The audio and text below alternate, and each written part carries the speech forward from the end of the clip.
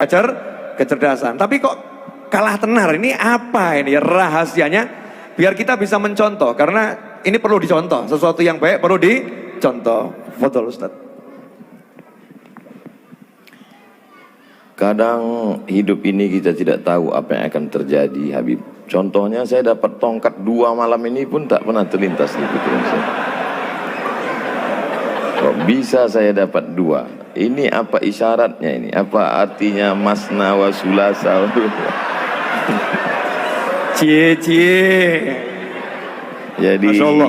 Jadi kalau Habib bertanya terus terang, wallahu a'lam bishawab. Jadi saya pulang tahun 2008. Pulang tahun 2008, pulang dari Maroko 2007. Habis itu kebetulan ada petugas haji di Makkah 3 bulan. Jadi bulan Maret saya baru pulang. Pulang bulan Maret, lalu kemudian saya tidak langsung pulang ke Indonesia karena tiket murah ke Brunei Darussalam.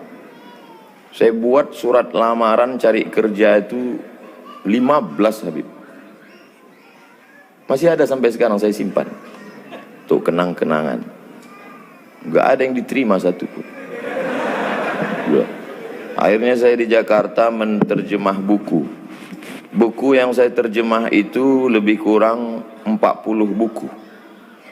Buku setelah terjemah saya serahkan ke penerbit, saya jual habis. Selesai. Sekarang buku itu dicetak mereka ulang. Kemarin di Islamic Book Fair, penerjemah Abdul Somad, penerjemah Abdul Somad. Saya nggak dapat duit lagi.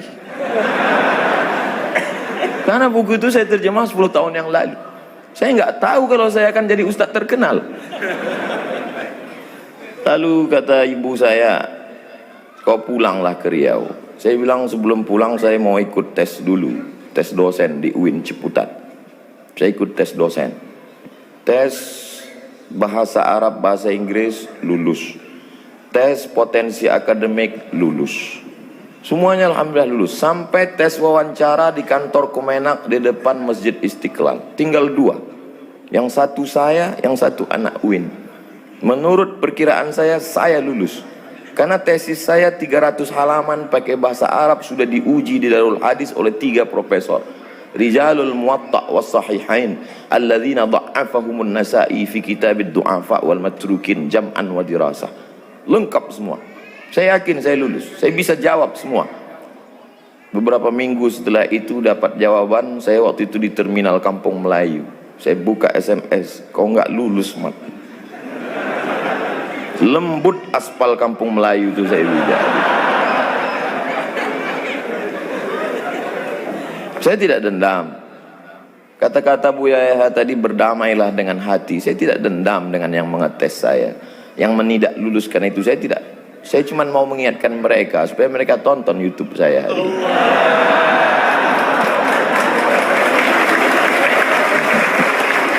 Ustadz masih dendam? Tidak, cuma ingat aja dikit.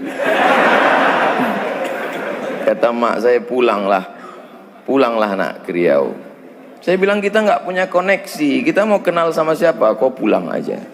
Akhirnya saya pulang, ikut tes dosen di UIN, lulus. Saya mengajar. Siang saya mengajar, malam saya pengajian di masjid. Subuh Sabtu mengaji hadis. 1 subuh 1 hadis saja. Saya jelaskan rawi a'lanya, takhrijnya, kalau ada kandungan ikhtilaf fikihnya, akidahnya, aspek sosialnya. Habis itu tanya jawab, direkam, diupload, di-share. Tidak ada orang nonton. Tapi begitu diusir, banyak yang nonton. Dibully, makin banyak. Jadi sekarang yang membuli-buli saya itu menyesal. Ini orang kalau makin dibully makin terkenal. Itulah, jadi saya kasihan juga dengan mereka ini sekarang. Jawaban saya tidak mengena, Habib. Tapi saya kira yang paling besar jasanya adalah orang tua. Karena niat saya dulu ingin membahagiakan orang tua, tidak lebih. Saya dulu cuma punya cita-cita sederhana sekali, Habib. Saya mau pulang kampung, beli tanah 1 petak, ternak lele, tanam daun ubi, tanam kangkung. Malam saya ngajar ngaji, kemudian saya bermanfaat buat umat. Itu saja. Bahwa kemudian sekarang jadi begini lebih dari yang pernah saya pikirkan. Mungkin itu doa mbah-mbah saya, guru-guru saya, termasuk orang tua saya, termasuk para habaib yang selalu mendoakan saya karena mereka sayang dengan saya. Termasuk Habib Novel, walaupun pertanyaannya itu menggugah hati saya. Jazakumullah khair. Allah yang membalas kebaikan Habib Novel yang sudah membukakan pintunya untuk saya. Bisa saya satu majelis dulu ketika saya duduk di sekolah. Kami dulu belajar cara buat surat. Bukunya warna hijau, ada putih-putih. Kata sambutannya Sayyid Muhammad bin Alawi bin Abbas Al-Hasani Al-Maliki. Kata pengantarnya. Ditulis oleh Sayyidil Hasan Baharun. Itu buku saya belajar. Tidak pernah terlintas di pikiran saya bahwa hari ini saya akan duduk bersama putra beliau, bersama murid beliau, satu majelis dengan orang-orang. Jadi banyak hal-hal dulu yang saya impikan hari ini terwujud. Maka suatu kebahagiaan yang luar biasa.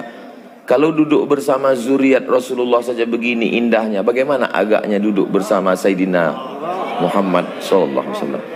Bagaimana agaknya nanti kita duduk bersama Sayyidina Al-Hasan, Sayyidina Al-Husain.